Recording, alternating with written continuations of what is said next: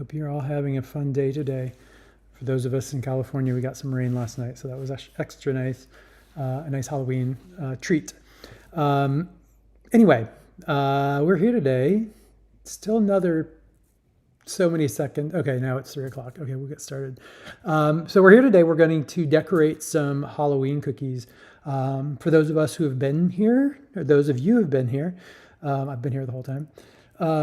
We've had 3 previous weeks of Halloween cookie designs, and we've got a couple more designs today. The little promo picture only showed pumpkins, but I've got a couple other designs that we're going to be doing today that are going to be fun. So I'm going to hide myself and show you those designs. It's a little hard to fit them all into the screen here, but on the left we've got a magic ball, magic 8-ball, or I guess a magic 8-ball. We've got a witch in the middle, and then we've got our classic pumpkin on the right. The pumpkin definitely saved it for last because technically, I never carve my pumpkins until the last minute because I don't want them to go bad. So we're kind of decorating our pumpkin last because of that same reason. So we're going to move a couple of these out of the way, and we are going to start on our pumpkin. And I'm going to stick myself in the screen here so you can see me while I'm talking. There you go. That's pretty good. Okay. So we've got our pumpkin cookie cutter, our pumpkin cookie here, and there are so many different pumpkin shaped cookie cutters that you just kind of need to come up with your favorite. And this is my favorite shape. It's simple. It's very conducive to decorating. There's not too many like weird little things hanging off it, like leaves or vines or anything like that. It's just straightforward, simple pumpkin. The other nice thing about this is that it is really conducive to transitioning right into Thanksgiving, anything fall, pumpkin, gourd, etc.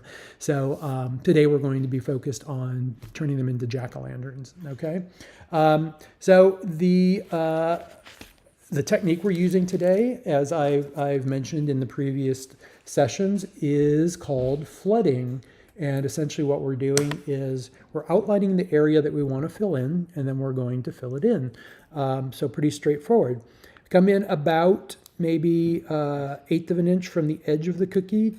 If you're a little uneasy about that, you can come in a little bit further. If you're super confident about it, you can go out even closer to the edge. I like to leave a little bit of space. I mean, I like to see that cookie because I baked it so that it had a little bit of a brown tinge to it, a little caramelization, and I like to see that. I also, sometimes the icing can come across a little bit thinner, and if it's thin, it runs the risk of running off the edge of the cookie. So if if I'm in from the edge a tiny bit, then it allows for some additional spreading of the icing that I'm putting on. Okay, like I mentioned, this technique is called flooding, and what I did, I started out outlining the area that I wanted to fill in. So if I only wanted to fill in a tiny space of it, I would have just outlined that tiny space and filled it in. In this case, I am pretty much making the entire pumpkin cookie shape. I'm filling it in except for the stem on the top because I want to save that and do that in a different color. Okay, so we've got our nice flooded cookie here. Different things that you can do right now. You can, if you want to, go a little bit further. We can do a technique called wet on wet, where we take an icing that is the same consistency of that first layer that we put down, and we're going to lay it down immediately while that bottom layer is still wet.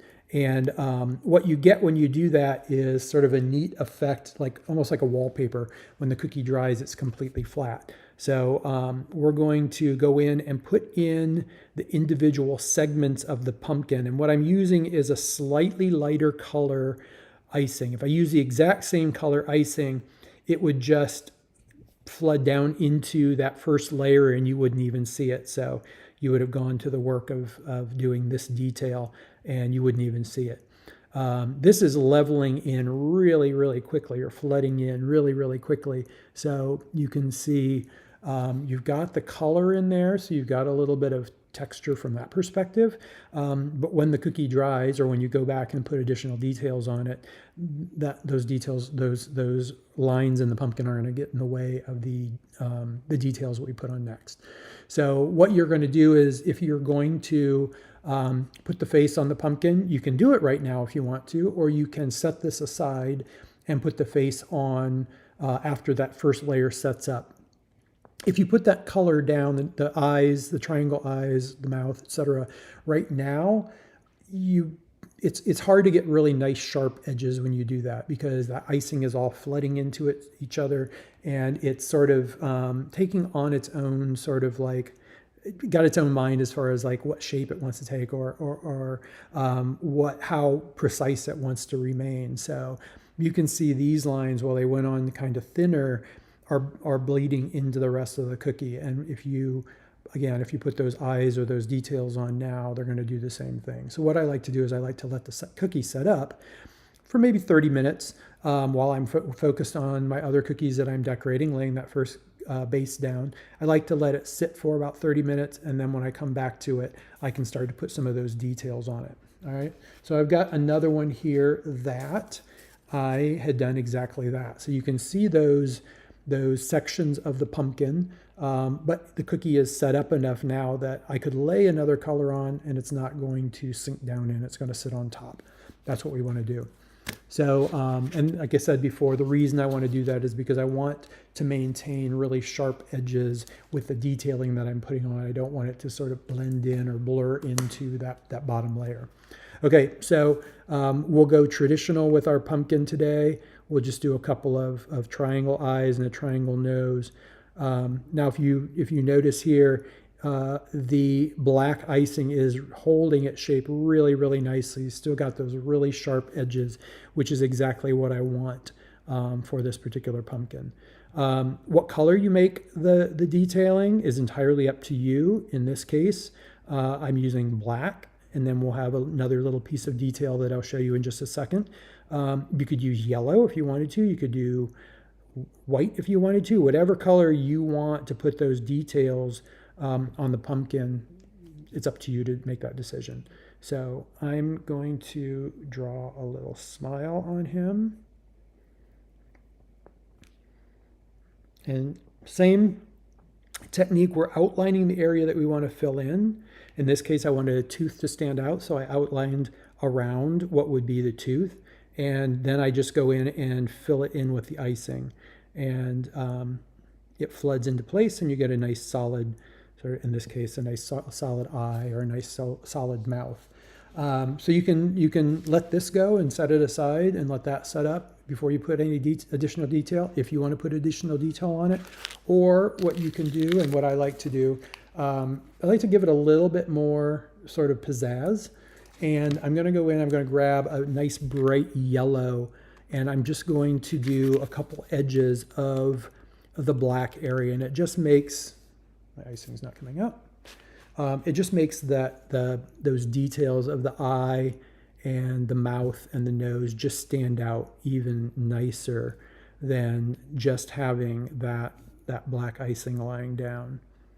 So it almost gives a little bit more of a sense of the pumpkin is cut, and this is the light reflecting on the cut edges of the pumpkin.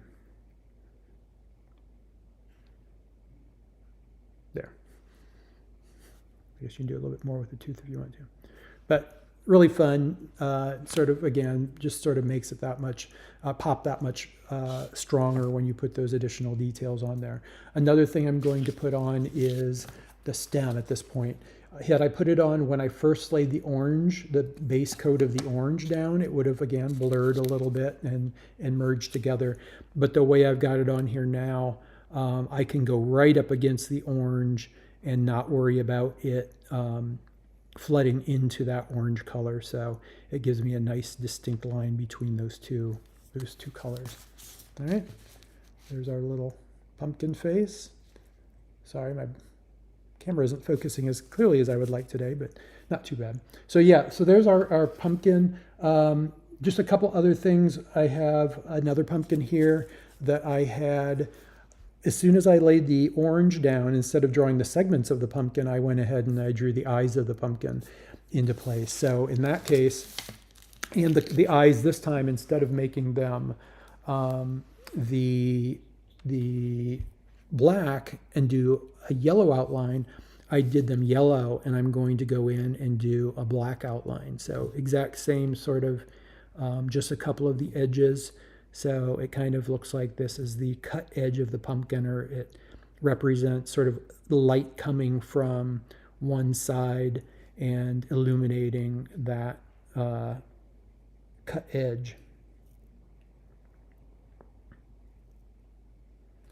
So again, something a little bit different. And then in this case, we can go in and give him a couple of eyes and just make him a little bit creepier.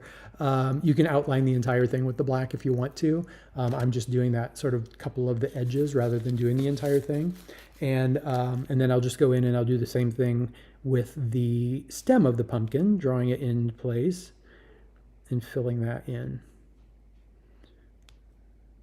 So he's fun. He's kind of the more scary pumpkin as compared to the original that was more of a smiling pumpkin. All right, we'll set that aside. So this pumpkin is very similar. I did a few up just so you could see the different effects. This one is a pumpkin that I had put the black details, the eyes, nose, and the mouth down at the same time that I put the flooded the background. So what I got because of that was a nice smooth surface, and maybe a little bit more indicative of what it would be if the pumpkin was carved, because because the eyes are missing, they would have been flat, sort of in the background as opposed to sitting on top of the pumpkin. So in this case, I have another shade of orange I'm going to use, and I'm going to do it all the way around the eye this time. If you do, as I was saying earlier, if you lay that first color down at the same time you're laying the detail, or vice versa, you're going to get, may blur some of your edges and you won't get nice sharp corners. But what you can do is, if you are up for it and you want to and have the time, go in and put those details on afterwards, and you can sharpen those edges and just get a really, really nice finish on the design. Some of the more elaborate cookies that I have decorated in the past, as I'm decorating them and laying the different colors and layers down, it doesn't look great. It looks good, but it's not until I put that final layer down where it's outlining some of the elements that it just makes it pop. So you can see those edges are much nicer, much cleaner, much crisper, because I laid that outline down around and covered up where the edges were kind of blurred or rounded. And again, we'll put a little stem on this guy. There we go. So that's another sort of fun effect. With the pumpkins, you don't have to do just orange pumpkins. Of course, you can do any color pumpkin. You can purple if you want to, purple, pink, etc. I usually stay more in the natural colors. So in this case, I've got the white pumpkin. I will go ahead and I will give him the same green stem. And it's up to me at this point if I want to put yellow eyes, yellow detail on him, if I want to put the black detail on him, if I want to just put the ribs around the pumpkin and not even worry about doing any sort of a face. What I am going to do on this one is I'm going to give him the yellow eyes, nose, and mouth, because I do want to just show you what that looks like, a different color base pumpkin, rather than the traditional, sort of the more traditional orange pumpkin. I'm giving him a little bit different types of eyes than I did on the other ones. I'll give him a round nose. And I have some of my pumpkins have the jagged mouth, so we'll give him a jagged mouth as well. If you've got theme colors for a party that you're having, then you can go ahead and use your theme colors. Again, there's really no wrong way to do this because it's your party, they're your cookies, so you decide exactly how you want them to look. Okay, and then I'm just going to go in and give these a little line of additional detail on a couple of the edges. So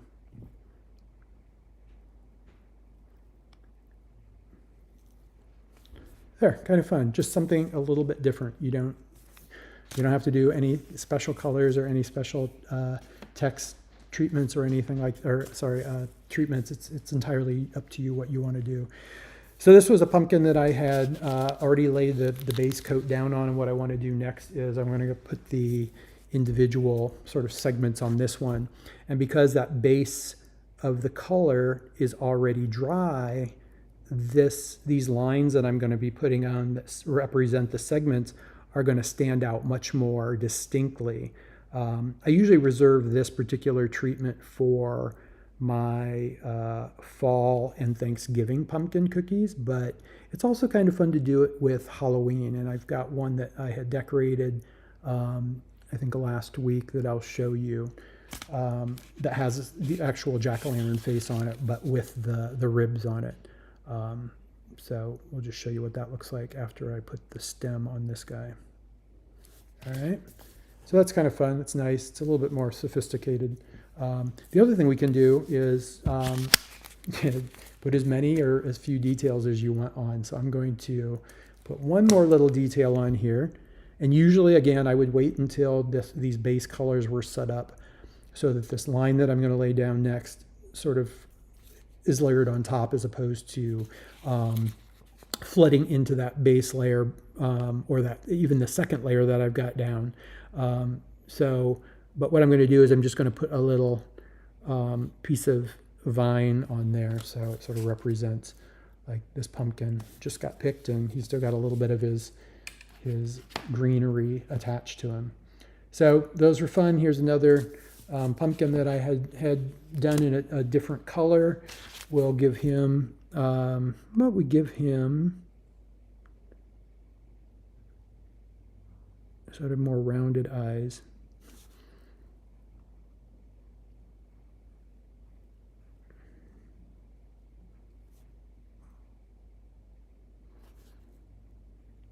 Sometimes the colors other than orange just really pop out, so it's nice to kind of play around with it, and you should definitely experiment. Pumpkins aren't only orange these days. They were when I was growing up, but not so much anymore. So, and then if you want to, of course, you can put some additional little detail in. I think what I'll do is I'll give him sort of eyeballs, but I'm going to use that orange color. Just gives just enough of a variation in the color that's kind of fun. And we'll put the stem on. If you like using sprinkles, you can put sanding sugar or any kind of sprinkles or anything on. You want to do that while the cookie is still wet. Otherwise, the sprinkles aren't going to stick. And I go very light on those. I don't do really heavy icing on or sprinkles on mine. I like simplicity, so that's usually what I go with. One more detail I'm going to put on this guy is just go around the outside and just emphasize the shape of the pumpkin. I'm not going to put the individual segments on, but I will give them an outline. And again, it just gives it a slightly more finished look. So depends on how much time you have, how much patience you have, how much interest you have. So up to you. Okay, those are our pumpkin cookies. I'm going to move those out of my way. And the next thing we're going to do is a witch cookie. So this is kind of a fun cookie cutter. It's old. I got it at an estate sale or a garage sale or something. And it's from I believe it's from the 50s or the 60s. And I don't see it handy, otherwise I would go grab it and show it to you. But it's a cookie that has the designs inside the shape. So the cookie cutter itself is solid. It's just got raised edges that cut the cookie out, and they've got like details. You can kind of see where the eye is for this for this witch, some area around the hand, and then you can see kind of the flowing cloak. So up to you entirely if you want to go into that detail, or if you just want to decorate the cookie entirely black. I'm going to show you some detail. So we're going to go pretty much traditional Halloween witch colors, give her kind of a greenish toned skin, lay that down, and like I said, I see when I look at it that she's got her hand there kind of coming out from underneath her cloak. So we're going to put that on there like that, and then next I'm going to go in and we'll put her her outfit on. So here, draw the brim of the hat,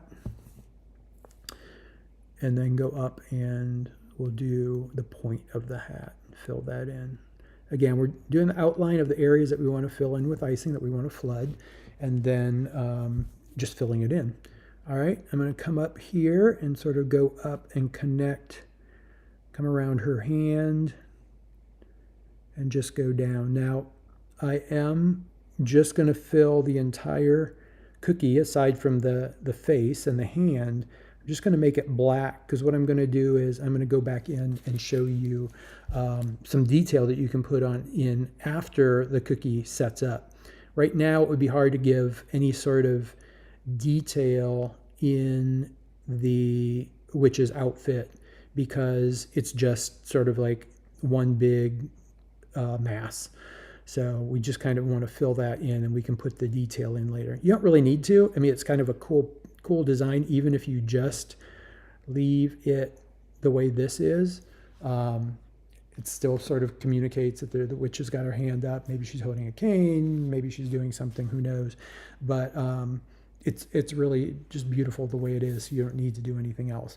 But like with the other cookies, the pumpkins, I did decorate a couple of them earlier. And now I'm going to go in and add some additional detail. So there you can see her hand. You can see her her hat and everything. Now we're going to go in and we're going to put in some nice detail. First thing I'm going to do is I'm going to go and sort of redraw the brim of her hat to make it a little bit more distinct. And then in this case, I will outline just because it, again, makes the points and the edges sharper, the corners, and I like that. Around her hand, I'm going to sort of make it look like it is a her sleeve, and her sleeve is open. So you can kind of see that now. You can see her elbow coming down, and then we'll go up and we can even give her maybe a little bit of a collar. And then we'll start going down here and just go down the outside edge, which represents her dress.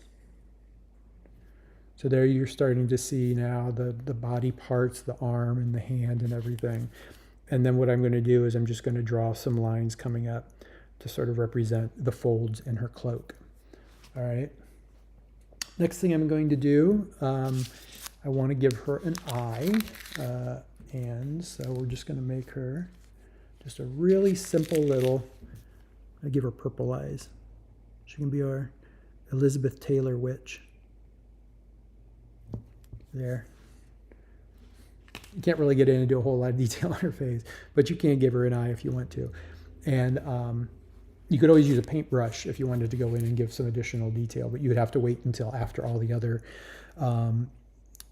the icing has dried completely, and you wouldn't really be able to paint anything on the cloak because it's black, but you could definitely paint something on her hands or on her face. Okay, so what I'm going to do now, just go in with a little bit of brown, and I'm going to give her some straggly hair kind of coming back on the back of her gown there. So there is our Halloween witch, kind of a fun design. I don't usually do this cookie because it does require a different thickness when I'm cutting out the cookies. It has to be thinner because of the nature of the cookie cutter, but still kind of fun. So I wanted to share that with you. All right. All right, our next cookie, our final cookie for Halloween is going to be a magic ball. I don't know what that's called, magic ball. I'm going to call it that.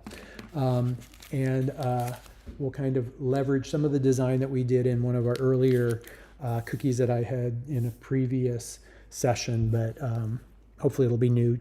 It'll probably be new to several of you because I don't think too many had seen that particular session. So I'm going to start out by decorating or flooding the base of our magic ball, and then just fill it in. Obviously, again, you choose the colors that you want to use, you choose the level of detail, whatever you want to do. You can even take your cookie cutter and turn it upside down if you want to do a whole different shape or sideways or whatever. That's kind of the fun of the cookie cutters. They give you an idea what to do, but it's your imagination and you get to decide what you're going to do, the detail and all that stuff. So, okay, we've got the base of the Magic 8 Ball already flooded. So next we're going to go in and we're going to flood the ball itself. Okay, in this case, I'm using a really sort of a neon green color to fill in that ball. Okay, so draw your outline, and then you're just going to go in and go back and forth and fill in the space. And then we're going to go in and use another technique. It's sort of the wet on wet, but it's a slightly modified version of what we had done earlier. We didn't really do anything with it. We just laid the wet on top of the wet and just let it dry that way. In this case, we're going to go in and manipulate it a little bit. So you got it filled in. Okay. Shoot all your spots. All right, we got a nice base of the black. Looks like there's missed a spot there of the black or the green magic ball. And what I'm going to do next is I'm going to take and start to put some detail inside the magic ball. And the first thing I'm going to do is I'm going to put a little ghost in here. If you were at one of the earlier sessions, I had decorated some laboratory beakers, and I kind of did a similar thing where I did a little ghost floating around inside the beaker. It's a fun effect. It's a new one I kind of discovered this year, so I'm kind of playing around with it. So what you're going to do, the wet on wet, you can see the color, that white soaked down immediately into the green. So what we can do now is we can take a toothpick and we can kind of manipulate the icing and kind of pull it out in different directions. So in this case, I gave the ghost a little sort of peak on the top, and now I'm giving him some sort of wispy trails off the bottom of his sheet. And then you can even go in and kind of pull it out and give him some arms. So kind of looks ghostly and wispy. I'm also going to go in and just draw a couple of little lines. We'll do this at different colors, but I'm going to start with white. And then just take your toothpick and you can kind of swirl it around, and you get a nice little effect like there's maybe these are spirits that are starting to take shape inside your Magic 8 Ball. The picture of whatever's going on is starting to come clear. All right, I'm going to give our little ghost inside, this one anyway, 2 eyes and a nose, or 2 eyes and a mouth. And I'm going to just kind of pull down on the mouth to see if I can get a little bit of a little ghoulish, he looked like he's screaming or something. And then we're going to, let's see, I've got some yellow here. So we'll put a couple of little yellow dots in here. And we can do the same. I could draw little lines and make them kind of wispy the way I did the white ones. But these, I'm going to do something slightly different. I'm going to just make it almost like there's little, like these little yellow dots are kind of exploding within the liquid or the gas or whatever it is inside the magic ball. So it just kind of gives it a little bit of a sparkle, so it's kind of fun. But This is a great technique, but you have to do this dragging the toothpick through the icing while immediately. If you let it set at all, you will lose the ability, and what you're going to end up having is you're going to see cracks in your icing because it's just going to start to set up pretty quickly. So you want to do this pretty quickly after laying that color down. I'm going to do a couple of little orange ones here as well. They're close in color to the yellow, but just kind of distinctly different. And then we do the same thing, but maybe these I'm only going to pull in 3 directions. Of course, alternatively, you can pull them in 5 directions or 6 directions, whatever you want to do. It's just sort of a fun to kind of play around with the icing while it's still wet. So we'll do that. And then I've got the purple from the Witch's Eye. Use the colors that you've got. You can mix up as many as you want, but depending on how you are, I know with me, I'm always making so many colors that I like to leverage as many and reuse as many of them as possible. So we're just going to go around and sort of put some of these little dots around. So there we kind of like a nice little ghoulish scene going on inside the magic ball. And I've got some coarse sanding sugar I like to use as well. I'm just going to sprinkle that on, not really direct where it's going, just kind of let it go wherever. And this will sort of represent some additional texture inside the Magic 8 Ball, maybe some additional things that are starting to take shape, etc. But it's really kind of a fun design. So there you go. There's your Magic 8 Ball. And then, of course, I did one a little bit earlier. And if you want to at this point, you can go in and just add some additional detail. For instance, the base of it, I'm going to just outline it a little bit and just make that a little bit more defined.